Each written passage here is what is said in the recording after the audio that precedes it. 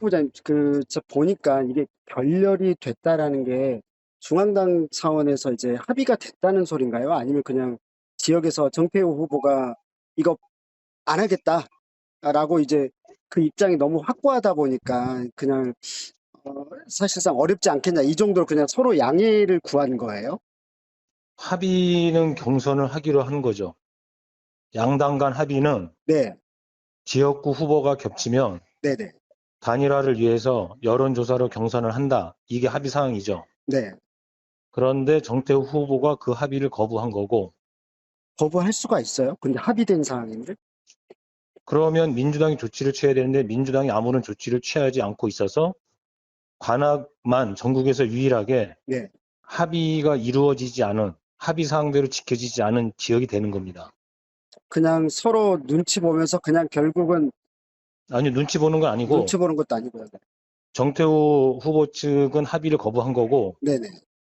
어, 저는 합의대로 이행하라고 촉구하는데도 불구하고 그거를 강제할 다른 수단이 없으니까, 아, 예, 그냥 그 본선에 이제 3파전으로 뛰게 되겠죠. 그렇게 계속 되면. 이게 그럼 지금 보면은 이제 삼자 구도 이야기하셨는데 사실 이제 일단 정태호 그 의원하고 이제 제가 통화했을 때 느낌이 뭐였냐면 그때하고는 다르다라는 어떤 자신감이 좀 묻어나오는 느낌이었거든요. 그때하고 다르다가 어떤 그러니까 얘기입니까? 삼자 구도에 있었던 오신환 후보자 때와 다를 것이다라는 음, 이제 주장이 있는 거예요. 그래서 제가 안 그래도 진보당뿐만 아니라 뭐 그 새로운 미래나 어딘가에서도 누군가 후보가 나올 수도 있는데 그런 우려는 없느냐, 단일화에 대한 부분들이 이득이지 않겠냐, 당신들은 이렇게 했었을 때는 그냥 자신의 운동, 이제 선거 운동과 자기가 해온 것을 평가받는 것이기 때문에 그것만 보고 가겠다 이렇게 이야기를 하세요.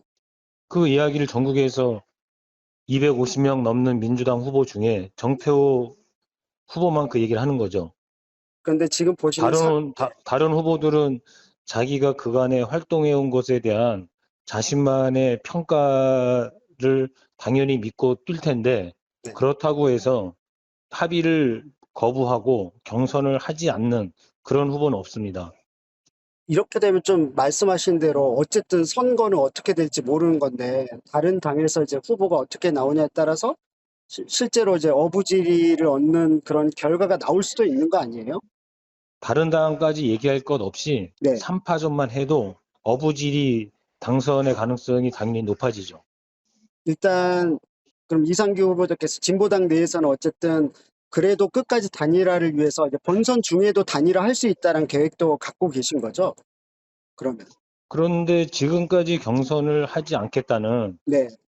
그 자기가 소속된 정당의 공식 합의조차도 무시하는 태도로 놓고 볼 때 본선에서 단일화할 상황은 전혀 아니라고 보고 있고, 그러면 예, 계속 이상규 후보자는 어쨌든 계속 끝까지 가시게 되는 거겠네요. 그러면 결국.